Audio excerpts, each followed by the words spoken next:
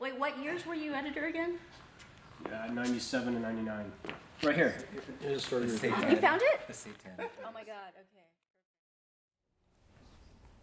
Right, so now we're back. I don't feel like this is talk. I'm just kidding. And now we're joined. No joy. Thank you for that commercial break. Just kidding. And now we're joined. Now we're joined by John Lee. John, when did you get involved in KoreAm? I think it was late '91 and off and on since that time. Right. And how did you hear about KoreAm at first? From the editor at the time, or assistant editor at the time, Yeah. Lucy Kim. Lucy Kim. Excellent. And when were you editor of KoreAm? I was never the editor. I see. I was, I think at that time I was editor at large. Editor at large. Okay. All right. From the beginning. And just briefly, as I asked some of the other editors here, what were some of the most memorable cover stories during your time? I think one of them that I mentioned is here. This one is The Hard Life. What was that about? It was in late '92, I think, and it was just a photo essay by a Korean American photographer from New York who came to Los Angeles after the riots, and he embarked on this mission to meet and photograph Korean merchants in South Los Angeles area. And he took his, it was at the time print photography, and he took his photographs first to the KoreAm Journal, and I think he went to Korean newspapers and offered them up as an essay on Korean merchant life. And I at the time met him and got to go out on some of his shoots, and he had a really good way of working with the merchants. He seemed to understand their life and had a real comfortable rapport with them. And some of the images he got were really telling about how kind of mundane life is in the Korean liquor store in South Los Angeles. But he had a good way of giving insight into the motivations, I guess, of people there, both behind the counter and in front of the counter. And we ran this story in the KoreAm Journal, and around the same time,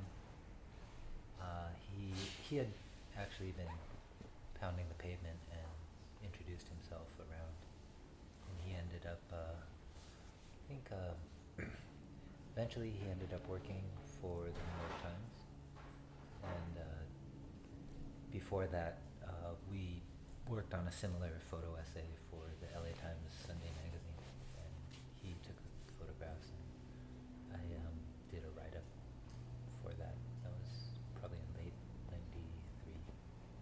Do you recall the photographer's name? Oh, Chang Lee. Chang Lee. Chang Lee. So just to recap and to sort of close out this conversation, what are some of the things you've learned the most about just the Korean American community, about Korean American culture during your time editing or being involved with this magazine over the years? Jimmy, I'll start with you. Well, I guess growing up I always thought of Korean Americans as being very sort of monolithic, just the very stereotypical Korean immigrant parents, and them all being strict and all that. Not very much fun, I guess is one way to look at it. And then once I started working in Koreatown and being involved with, the Korean American community, I just sort of came to realize it's just incredibly, diverse and fractious and just all sort of a jumbled mess. And I think that's sort of like the beauty of the community. Okay. Wait, wasn't the question originally what did we learn about ourselves? That too, you can answer answer that. You can answer that too. What did you learn about yourselves or the community or the culture? I'll answer both. About myself, I learned that I was able to work long hours, but with a purpose, and so therefore it truly was a labor of love. And I don't think I've ever really worked with that sort of feeling of conviction ever since. And in terms of what I learned about the community, I think just that one thing that's always fascinating to me is that it feels like there isn't any industry or any profession that Koreans haven't pushed through and are breaking down barriers in or excelling in, and so that's always exciting to see. Julie? When I first became editor of KoreAm, I remember I would go around and I would tell my friends, like, oh my God, I love my job. And it was like such a privilege to be able to say that to my friends. Like, other people are complaining about their jobs. I'm like, I really love my job. I mean, the compensation sucks, but it's like, it's infinitely interesting to me. Like, having Korean America as a beat is really fascinating to me. And it was just surprising because I never envisioned myself that I would end up at a Korean American magazine, because I was interested in journalism, obviously, and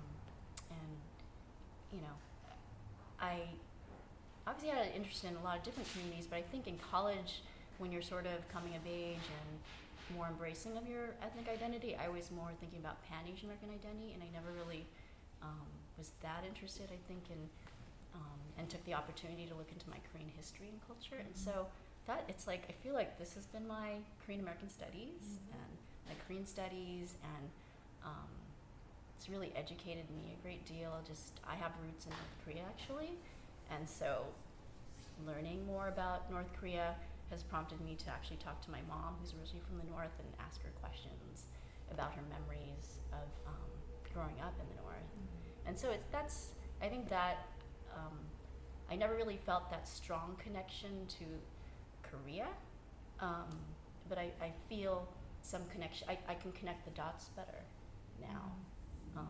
And I also feel like, for me, KoreAm's been like a long therapy session for me, because it's like we grew up in that era where we didn't have like Korean Americans or Asian Americans on TVs or movie screens, or they weren't like these famous chefs and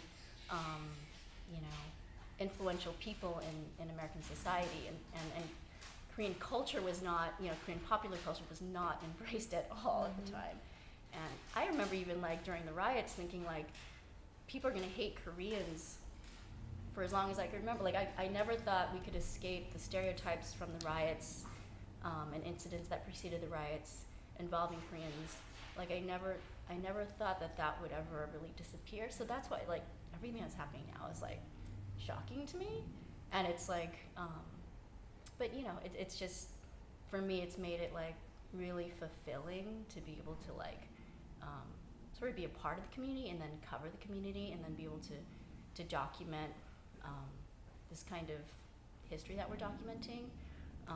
And a friend of mine, he once called KoreAm like we're the first drafters of Korean American history, and I love that description. I think it's totally true, and I think a lot of the issues these guys have edited and all the other editors who couldn't be here, LGBT issues before anybody else was writing about Korean American LGBTs, during like John's tenure, or North Korea in depth, or gambling, problems with gambling, the incarcerated population. All these issues nobody was really focusing on, that KoreAm did, and it's like it's documented, it's there. And so if people want to know like what was going on in the Korean American community at a certain point in time, it's like here there are their voices, and that has been recorded by someone. And so I'm really like grateful for that as a Korean American. Yeah, that's very well put. John? About having the KoreAm as an outlet to write, as well as a publication to read. Korean American, like, writers don't really have a lot of places better than that, where you actually have an audience who's interested in like the issues that you may or may not be writing about. So the purpose of writing, I guess, is at some point there's going to be an audience for it, or you hope there's an audience for whatever you've written, and I guess out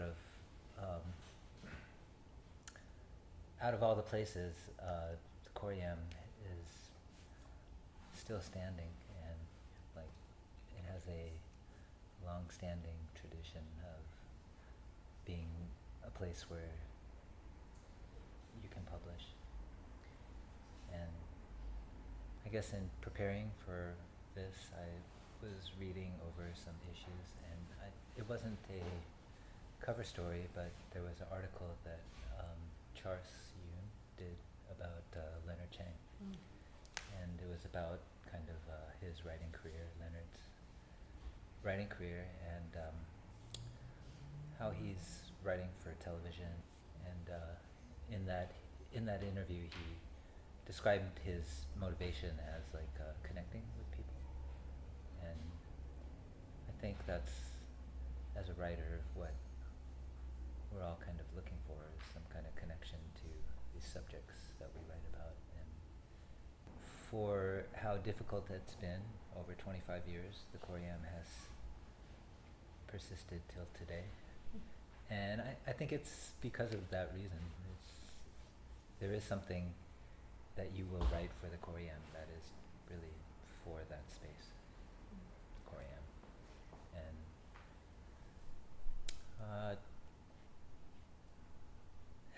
as a writer, I know that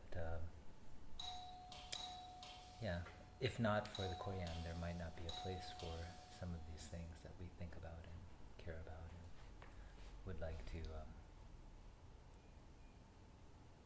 describe or experience through writing.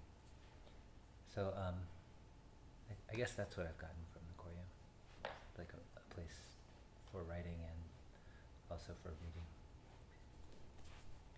So final question, of course we're having this editor's reunion today because it's the 25th anniversary year of KoreAm, and my last question to you all is, why do you feel there is still a need for KoreAm today and to continue its rich legacy? Briefly, anyone? For me personally, I feel that there are so many waves of generations to come, and I personally feel like I've lost track of who's a millennial and who isn't, and I just feel what's great about KoreAm is that it's kind of just sort of a unifying place, so that everyone can sort of keep track of what the latest generation is up to. And I feel every new generation is becoming, at least from what I can see, is less constrained by I guess the conservatism of the previous generations, and so it's a lot more exciting to see what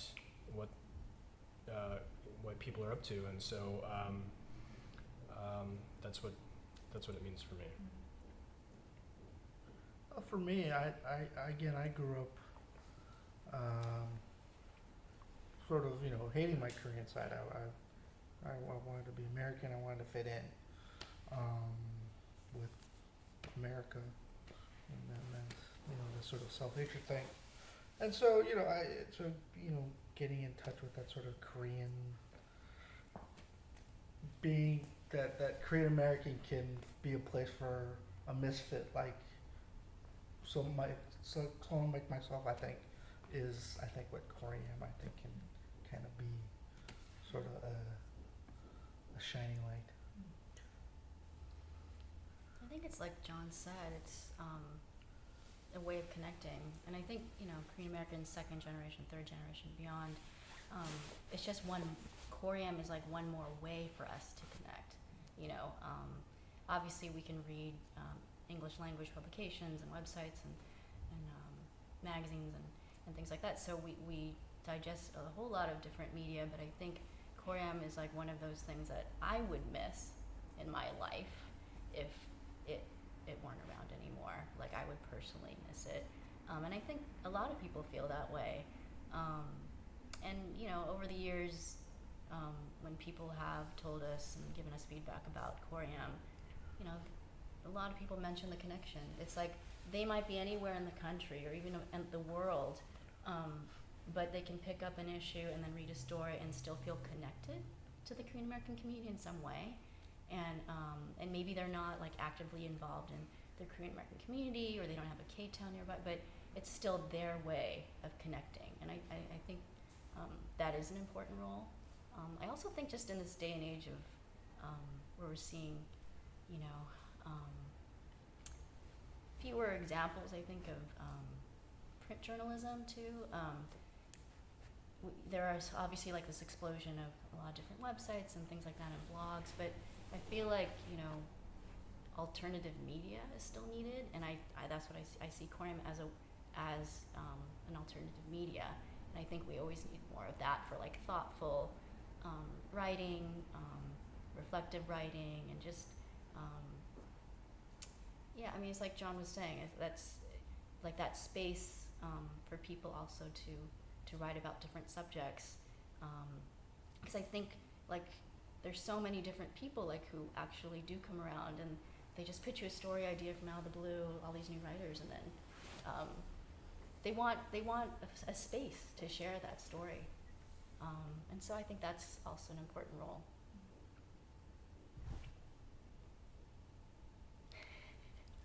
Student News Mag, UCLA. Number one. One of the really cool things I like about the KoreAm now is that if there's something with Koreans or Korean Americans that's happening, something, you know, something good, then they'll usually be on it before anybody else. So getting the first read or the first draft of history from KoreAm, I personally like feel more comfortable with than getting like somebody who's just doing it because it's their job, or you know, they are kind of obligated to cover it. But when you get coverage from somebody who's like really interested in the subject matter, it's usually better and means more, and they give it more thought and time, which is like perfect for print publication. Not that it can't happen online, but like the more thoughtful and not necessarily, doesn't have to be longer, but just people put more thought and attention to a subject, then you can kind of tell. Like that was when I said, out of a lot of memorable covers, like the Who is Nikki Lee cover, I really love this piece just because I felt like it like introduced you to this artist and told her story, and wasn't like, it wasn't trying to unnaturally boost her, but just kind of presented her as she is, and it was really good to meet her like through this kind of treatment rather than, I think, yeah, any other way. It just seemed more appealing to me. So yeah, I don't know. I think of KoreAm in a lot of ways as a fanzine. It's just like they're really into like Korean American like culture things. So it's like you always want to, you know, get like the first take from a fan, not from like a hater. So anyway, that's how that one came across, and that's why I think I think people are interested in KoreAm's opinion on Korean American culture. Excellent, thank you. Thank you to everybody for being here and for sharing your thoughts and insights. This has been very interesting to me, to everyone. Thank you. Welcome. Thank you. Thank you. Happy 25th. Alright. Thank you. Sorry about the eating. That was the best part though for me.